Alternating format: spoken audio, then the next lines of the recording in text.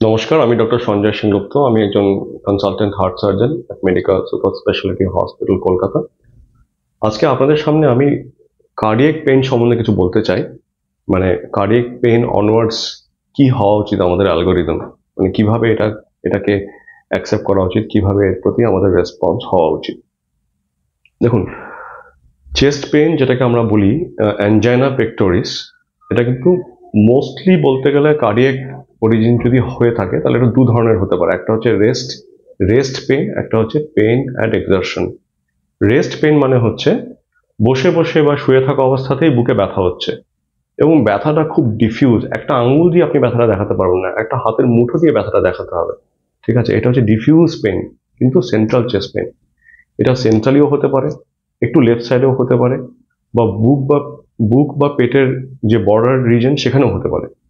এবং এই পেনটা কিন্তু রেডিয়েট করতে পারে লেফট সাইডে, এই পেনটা কিন্তু রেডিয়েট করতে পারে জ লাইনের নিচে অবধি, এই পেনটা কিন্তু আম্বিলিকাসের ওপরে অবধি রেডিয়েট করতে পারে, and so to the back.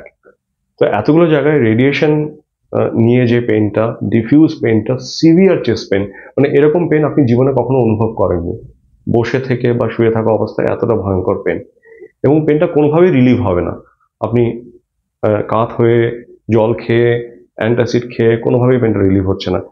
এবং সবচেয়ে ক্যারেক্টারিস্টিক যেটা আমি মনে করি এই পেনটার সঙ্গে, সেটা হচ্ছে একটা ঠান্ডা ভাব বা একটা সোয়েটিং, একটা ঘামের একটা আবছা, যেন দরদর করে আস্তে আস্তে ঘাম ঘাম দিচ্ছে শরীরে, একটা নজিয়া আসা, যে একটা বমির টেন্ডেন্সি পাওয়া, একটা মাথাটা যেন হালকা হয়ে এলো, এরকম একটা ভাব। এই ধরনের পরিস্থিতি যখন হবে এটাকে বলা হয় রেস্ট পেন। এবং এটা হচ্ছে হার্ট অ্যাটাকের একটা খুব কমন ম্যানিফেস্টেশন।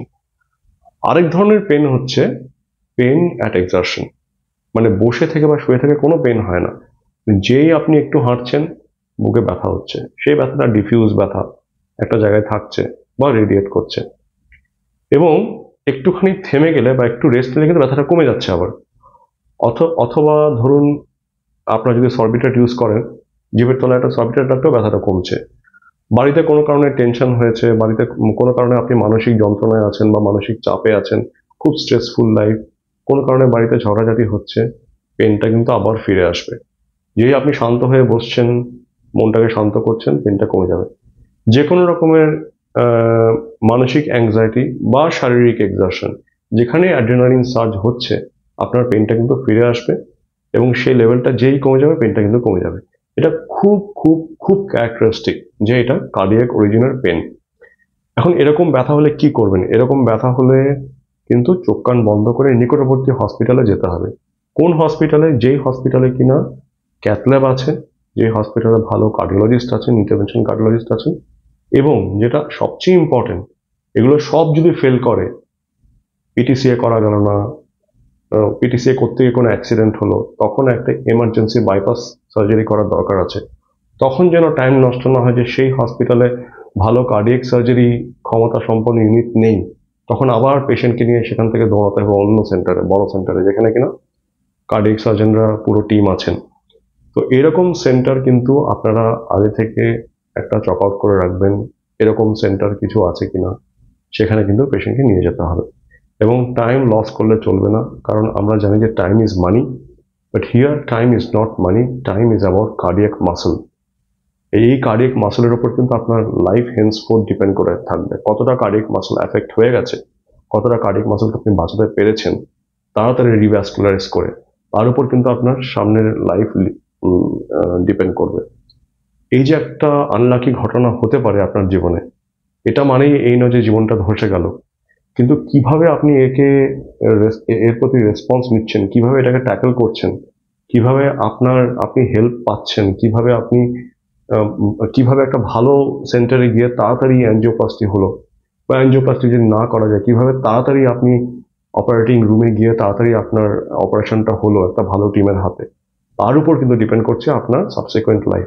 এবং এরকম অনেক পেশেন্ট আছে যারা এরকম massive cardiac attack, heart attack নিয়ে এসছেন, অ্যাঞ্জিওপ্লাস্টি করে ভালো হয়ে গেছেন, লাইফস্টাইল ভালো লিড করছেন, খাওয়া দাওয়া ঠিক করে করছেন, ওষুধপত্র ঠিক করে খাচ্ছেন, এবং তারা অনেক দিন, বহু বহু বহু বছর ধরে তারা একইভাবে বেঁচে আছেন, কোনো অসুবিধা না হয়।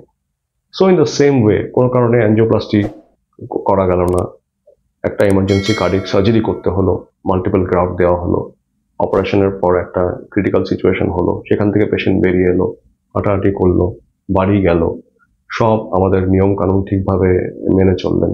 তারাও কিন্তু বহু বছর, মানে আমরা এরকম দেখেছি যে 1994-95-এ আমাদের সিনিয়রদের করা যেসব অ্যাঞ্জিওগ্রাম আমরা দেখি সিএবিজির পর, হার্টের ভেতরে কিন্তু ব্লক তৈরি হয়েছে, কিন্তু যে গ্রাফটগুলো লাগানো হয়েছে, যেভাবে লাগানো হয়েছে, সেগুলো কিন্তু একদম সেম, এবং সেগুলো দারুণ ফ্লো করছে, এবং মানুষটার কিন্তু কোনো সিমটম এখনো নেই।